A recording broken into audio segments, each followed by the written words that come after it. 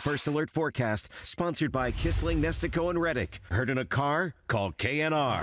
All right, we are waiting on a cold front to roll through tonight, and that will eventually bring a little bit of a shakeup to our weather pattern, not only tomorrow, but then a secondary cold front secures those very October-like temperatures that are going to be working back in this next week. As for tomorrow, as we look to wrap up the weekend, we're going to have a mixture of sun and clouds across the area. You might get an isolated shower, especially as we get into, I would say, late afternoon into the early part of the evening. That's kind of that secondary boundary that moves through, and it will help to keep temperatures about mid to upper 70s. But like I said, things are going to get a lot cooler headed into this next week, and with it, we're going to be talking about some rain chances as well, because it's all associated with this big area of low pressure well up to the north. Because it's an area of low pressure, it does have the opportunity to create a little bit more of that wind across our area as well, and you'll notice that more northwesterly wind. So brings in some of the cooler air temperatures. That also means as it's passing over all of our Great Lakes, it's also going to source some cloud cover, as well as likely a few of those showers in the mix as well. So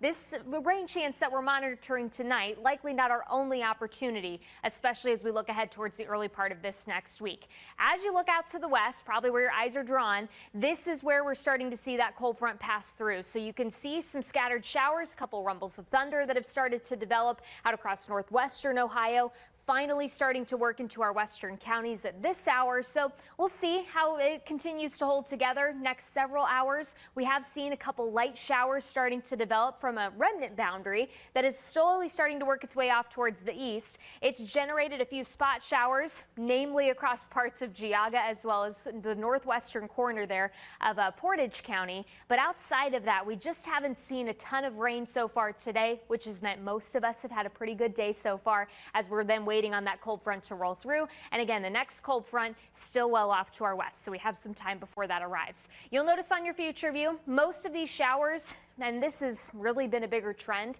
really start to dissipate as we kind of head into the overnight. So I wouldn't guarantee that everybody here in Northeast Ohio is going to see rain. It may be a couple spots, largely focused more so up towards our northern zones, that will likely see a couple showers during the overnight, and then the cold front's passed by the time we wake up early on your Sunday. And at this point, you're just enjoying the post-cold front air, where temperatures fall upper 50s to about lower 60s to get our Sunday started. Most of the day tomorrow should be pretty quiet. I think we'll have a heavy mix of sun and clouds across the area. Temperatures will rebound back into the mid to upper 70s. A little cooler, mainly because of that westerly wind slowly starting to drain in some of that cooler air from the west. But also, if you're up near the lake shore, that lake temperature has a huge influence on how warm that temperature can climb during the course of the afternoon. And you'll see on your future view, a couple showers possible, especially as that secondary front starts to pull in.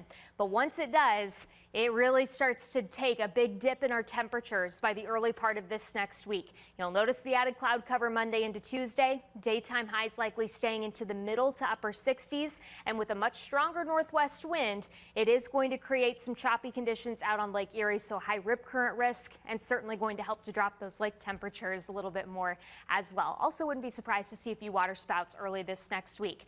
Outside of that, high pressure builds in by Wednesday.